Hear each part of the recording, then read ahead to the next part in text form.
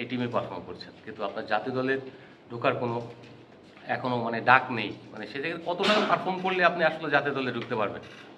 দেখেন, এটা আসলে আমার হাতে না, বা এটা নিয়ে কমেন্টস করাটা আমার ঠিক হবে না। আমার কাছে সব থেকে ইম্পর্টেন্ট যে জিনিসটা মনে হয় যে যেখানে খেলতেছি ভালো করার চেষ্টা করতেছি, নিজের জায়গা থেকে নিজেকে আমি ইমপ্রুভ করার চেষ্টা করতেছি। অবশ্যই বাংলাদেশ টিমের হয়ে খেলাটা একটা বড় প্রাউডের ব্যাপার। এটা খেলার জন্য আসলে ছোট থেকেই স্বপ্ন দেখি, এখনো স্বপ্ন দেখছি। অবশ্যই যদি সুযোগ পাই নিজের সেরাটা দেওয়ার চেষ্টা করবো। কনফিডেন্ট যে এখান থেকে পারফর্ম করে আপনি এশিয়া কাপের লাস্ট মোমেন্টে ট্রেনটা ধরতে পারবেন? আসলে আমি ওইভাবে চিন্তা করি না। আমার কাছে মনে হয় যে সামনে যে ফোকাসটা থাকে ওইটাই ফোকাস দিতে চাই। যেহেতু অস্ট্রেলিয়ায় এই টি-20 টুর্নামেন্টে খেলতে যাচ্ছি, আমার কাছে ফুল ফোকাসটা এখানেই। এবং অবশ্যই যেটা বললাম যে আমার আসলে কাজটা মাঠে পারফর্ম করা বা খেলা, অবশ্যই নিজের জায়গা থেকে 100% দেওয়ার চেষ্টা করি। কোনো সময় হয়, কোনো সময় হয় না।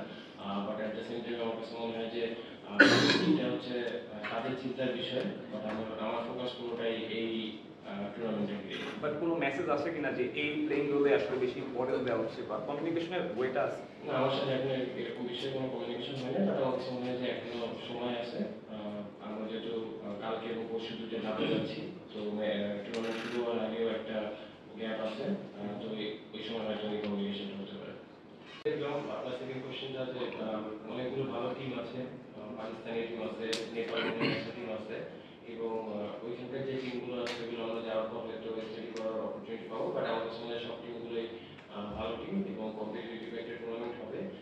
অবশ্যই আমার কাছে মনে হয় যে এই কন্ডিশনে আমাদের জন্য একটা ভালো অপরচুনিটি ভালো করা। আর ফার্স্ট কোশ্চেন যে আসলে আমার সাথে এরকম কোনো কমিউনিকেশন এখনো হয়নি। আর আমি যেটা বললাম যে আমার ফোকাসটা এখন যেহেতু এই টুর্নামেন্টে যাচ্ছি এটাই। আমি একটা কোশ্চেন বা একটা কথা ক্লিয়ার করতে চাই। আমার কাছে মনে হয় যে আমার ফার্স্ট প্রায়োরিটি গ্লোবাল টি-20 ছিল না, এবং গ্লোবাল টি-20-র জন্য আমি ন্যাশনাল টিমে ছিলাম না এবং কোনো কিছু ছিল না। আমি ক্যাম্পে ছিলাম এবং যখন শ্রীলঙ্কা সিরিজ থেকে বাদ পড়েছি তখন এসে আমি ফাঁকা ছিলাম। বাসায় পড়ে থাকার থেকে গ্লোবাল খেলা ভালো, সেই জন্যই তখন এটা নিয়ে চিন্তা করেছি। বাট আমার কাছে মনে হয় না দুইটা অনেক সময় আমি শুনেছি এরকম কথা।